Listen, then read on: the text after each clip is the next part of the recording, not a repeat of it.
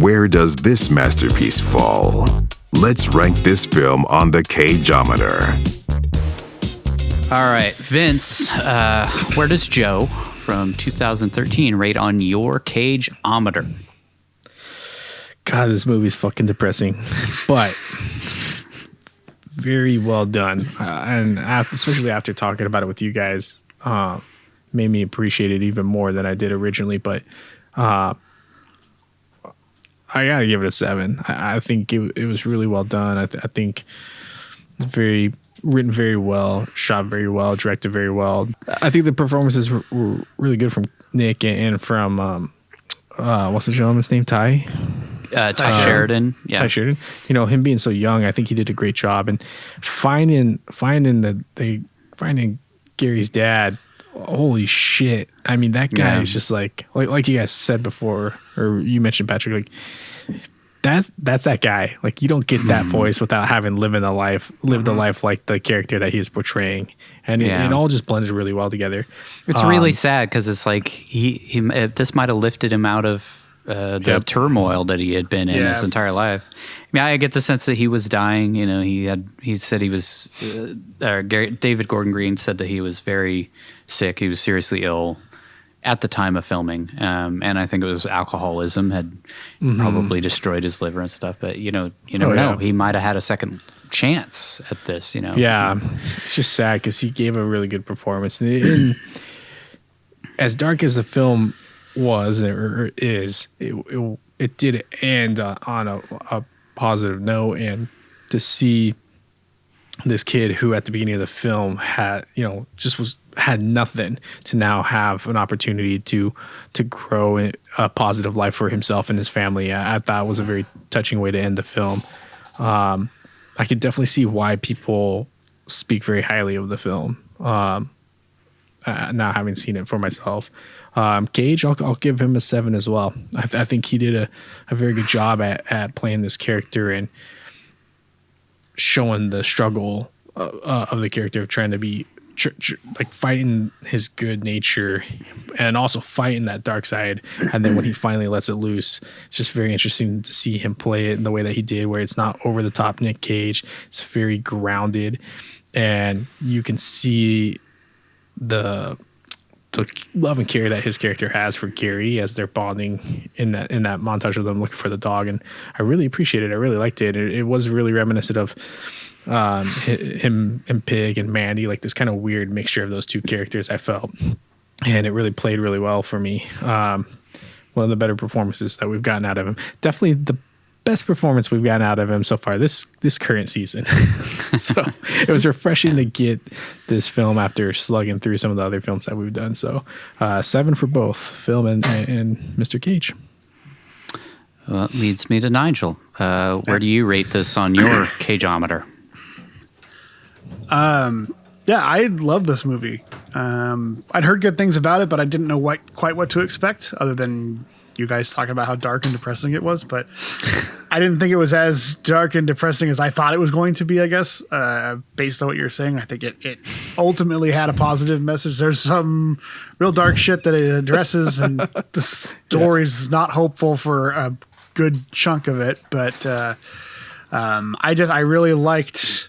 It had this like raw sense of verisimilitude, which I think came from adapting it from a story, but also, getting these actors who weren't really actors, but still getting a performance out of them that feels not like that. You can have people who aren't actors who act terribly, but the way they did it in this feels very natural. And I don't know how much of that is their acting skills or how much that is on the director to capture these performances, and people like Nicolas Cage and Tye Sheridan who have to act off of people not acting and still make it feel natural and believable. And I think they nailed that very well. So for me, this was a 9 out of 10.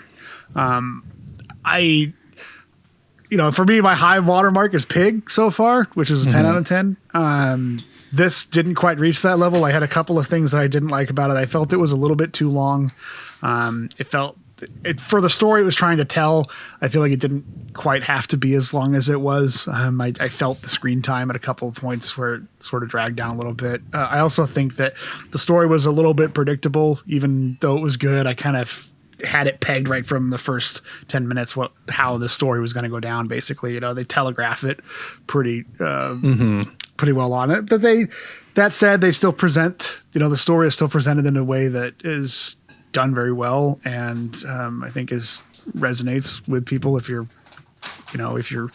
into that type, not even honestly if you're into that type of story, but if you like looking for deeper meanings and stuff, it doesn't hold your hand with things. I also thought that the monologue scene where Joe is talking to Connie, I think, in bed while we see like this monologue of G-Dog breakdancing or whatever, or rooting through the garbage. I can't remember.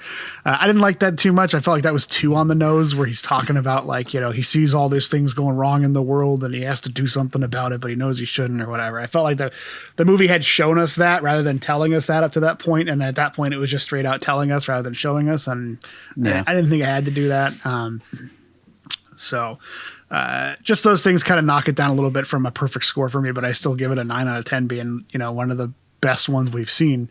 And like I said earlier, it feels like a modern adaptation of like a John Steinbeck story. Like it has that sense of, putting you in this world, which is real. It's our world that we live in, but it's a part of it that most people don't see or experience. And just knowing that there are people like Gary and Joe and his dad and everybody in the story trapped in this, shitty cycle of society where they're just never going to be able to get out of, the darkness that they're stuck in just through happenstance of being born, And that's why I appreciate that the movie shows a person like Joe can stay good in that environment, relatively speaking. But it ends on a higher note where like, he probably could have walked away from it at any point, got a better thing going for himself. He had the skills to run a business, we saw, and do those things, but he just, for whatever reason, didn't feel like he deserved it or, cared too much about the people around him to not do it. But Gary does have the drive to get up and get out of that life. And Joe's sacrifice is what lets him, dig himself out of that hole and get out of that, that cycle, which I really like that message from the movie. So definitely sees a better person that he can help nurture in a way. Yeah. And I think that's a universal feeling. A lot of people feel that, whether it's their kids or, some friends that they might have where they see that they can, put themselves in a better situation or want better for someone else than what they had to go through. I think it's a theme that resonates well with people, very human nature. And I feel like this movie had that message to tell, and it did tell it pretty well. I always look at that too with movies. Like, what did the movie want to get across and how well did it execute it? And I think this movie wanted to show you, the shitty cycles people go through. And even, to some extent, you could see this realistic attitude that Gary's dad has where he feels inadequate, and he's like, he knows he's a piece of shit, but he can't be anything better. And that's a very realistic thing. People who are, addicts or homeless or have mental health problems, they're trapped in this. And it's a very real thing that people go through, and it doesn't excuse it, but it doesn't, it provides an explanation for it. And you could see it, you could feel really bad for this guy, even though, maybe not when he's murdering somebody over, but this guy's life has been shit to get him to this point where he's doing that, and beating up his family and prostituting his daughter out, it's horrible, but it's realistic, to a certain extent. And the way they present it feels very real. As for Nick's performance, I also thought it was great. I'm going to give it an 8 out of 10. So, I think it's one of his best performances that we've seen so far. It's kind of hard. Well, I don't know if I want to give it an 8 or a 9. It's really hard for me to tell because it's like, again, Pig is the high water mark, right? Which I don't want to compare everything to Pig, but that movie shows he can disappear into a character, and he mostly disappears into this as Joe, but there's a couple of times where he has cagey moments that I think pulled me out, and I was still aware as I was watching that I was watching Nicolas Cage be Joe. He just fit the character very well. I think somebody else could have done the character as well. I don't know, it's not like it was some role made for Nicolas Cage, but he did really well with it. So I think I'll keep it at an 8. But he, you know, like we said, if he wasn't drunk, he acted drunk very well in those scenes. You know, he put himself into it. He personally connects with the character. And I can feel that too, watching it. Like, it does feel like a very real performance. So I don't know much what more, what else to say about it, really. I mean, I'm torn because I don't know if I want to give it a 9 or I guess I got to stick with my guns and say an 8 out of 10. I don't really know why. You know, it's like I don't feel right giving him an almost perfect score for it, but I feel like it deserves. I don't know. Yeah, that's why I went 7. One for me. That's why I went 7 because I agree. Like, there were parts that pulled me out, but when you're looking at it and he disappeared into the character, like, you couldn't fucking tell that was Nick Cage. Yeah, and I don't know if it's he just kind of pulls out, and that's what caused me to go with the 7. I don't know if it's just because he doesn't have as much opportunity as a role like Mandy or a role like Pig to be a completely different person than who he is. You know, he never really reaches the level of someone like Red in Mandy, you know, or never really reaches those emotional moments like Rob and Pig, you know. But I don't know if that's just because the character doesn't call for that, you know. It's the way it was written. Yeah. So I don't know if it's fair enough to criticize him for that. But I still think 8 out of 10. Yeah, I mean that's a really good score. And I don't want to minimize anything he did with this movie because I think he did a really bang up job. It's one of the best performances we've seen. For my Cageometer, I gave the movie an 8. I didn't, you know, I felt like there were a couple moments, like the same thing. Like, I felt like it was a little long. I felt like overall, though, it's an incredible film, heartbreaking, brutal at times, and really sad, but also hopeful. I feel like, you know, it left you with a very positive message. I thought Tye Sheridan was great. You can really see how he kind of got cultivated from these early roles, because I think I feel like he was in Mud as well, but I don't remember for sure. But he was, you know, young actor, and you can tell that he's got range right off the bat. You know, at 15, you could tell. And I think that's why, you know, Spielberg gravitated towards him for other roles and stuff. And then I want to get his name right, Gary Poulter, right? Gary Poulter. Gary Poulter. God, what a!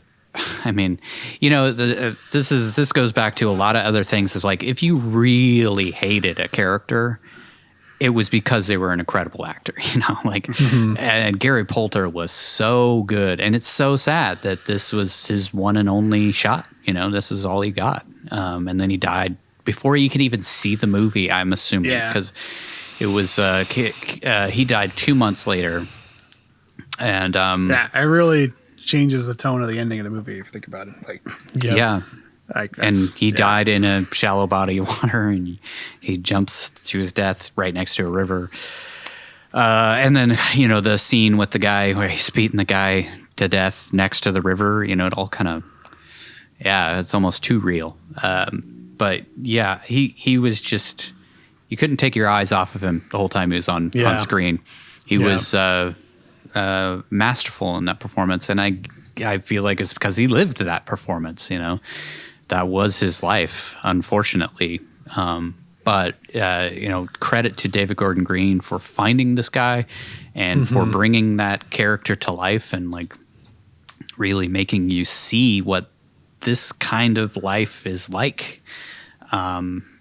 And in more ways than one, I think you get exposed to a lot of different lifestyles in these smaller towns. These kind of like they don't really have any other option but live these lives, these types of lifestyles. You know, drifters and you know, kind of down on their luck drunks who, you know, are trying to make the best of the situation that they've been presented in life. But yeah, I feel like the world was painted beautifully. I can't give it like a perfect score. I feel like there were a lot of things that kind of took me out of the movie and weren't amazing. And I feel like you know, some of that stuff was actually the metaphors and stuff that they were trying to go for, like the brothel. I didn't really understand the brothel, but after talking about it, it makes total sense. But in the context of Joe's life, I just feel like it's kind of like, Would Joe would Joe really go to a brothel? I don't know, but yeah, if it weren't things for like Connie, that. I think so. If it weren't for Connie being in his life, I think the brothel would have made more sense. But it kind of that's where the brothel kind of became hazy for me. He's got Connie, so why is he going to the brothel? He's not being detached from them as people. He's trying to get to know her. So he's a super well liked guy. Yeah. So, it's Nick Cage. It's a handsome dude. Mm-hmm. Maybe Joe in the book is not such a likable person, and maybe a little bit more rough around the edges. But that kind of took me out of it. Some of the little scenes kind of took me out of it. Of I don't know, I just can't give it like a perfect score. I think an 8 is pretty high marks, especially going back through the films that we've given higher ratings to. I think we've only given higher ratings to Raising Arizona, Mandy, Pig, obviously. Pig, yeah. But yeah, I thought it was a beautifully heartbreaking little film. For Cage, I gave him a 9. I feel like I felt like he disappeared in the role. There were a couple moments like the pow fistful of dollars thing, and he has this one little scream that he gives in the bar that really felt like a cagey moment for a second there. When he breaks the bottle. Yeah, it was like kind of like in what was that movie where he screamed like that? Where he screamed. Bringing Out the Dead, when he's like screaming while he's going down the hallway and stuff. Oh yeah, it kind of reminded me of that a little bit. Yeah. But I thought he was amazing in this role. I thought he was like this is one of the best performances I've ever seen from Nick Cage, and it probably has a lot to do with the fact that he said he didn't even have to act for this. So, but I don't know. I felt for him, and I felt his compassion towards Gary, and I think we can all kind of identify with his character. It's in some points in our life of not feeling like you're good enough, and not feeling like you deserve certain things that obviously you do deserve. But I felt like he did such a great job throughout. The drunk scene, like I said, that's the best drunk performance I've ever seen on film in anything. I don't think I've ever seen anybody give a better performance as a drunk. Maybe Nick Cage in Leaving Las Vegas, but you felt that he was definitely beer drunk. I don't know how that drunk differs from hard liquor, but you could definitely tell that was a beer drunk. It's more tired drunk, I think. Yeah. Like more the breathing down. And I don't know. It was just really well done, and I feel like he was really great throughout. And I don't know. I don't know what else to really say about it. He gave it a one of the best performances that I've seen from Nick Cage. So I'm giving him a 9. I'm sticking with it. I want to change mine to a 9. Do I you? don't feel right leaving it. Yes, I do. Since I said 8, it doesn't feel right. I do. I want to up it to a 9. I'm sorry. I just want it to be on the record. All right. I don't want to regret it. I'll change mine too. So a 9 out of 10. Changing mine to a 6. No, I get what you guys are saying, but I don't know.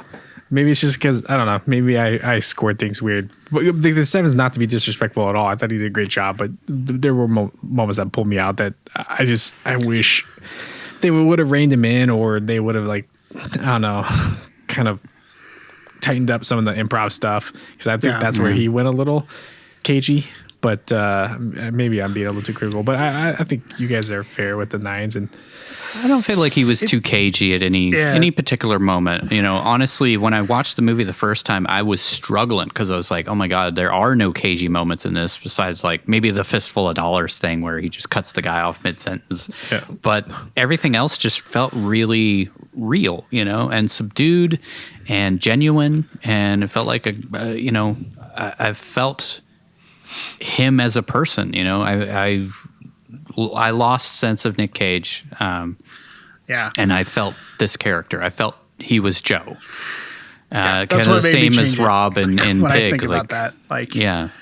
like I said, the movie tries to set out to tell us the story that it did, does it really well. I think him trying to play the character of Joe, he does it near perfectly, and same, I feel the same as you. Like I enjoy this movie because of his performance of it. Like I feel that character and all the complexity of it.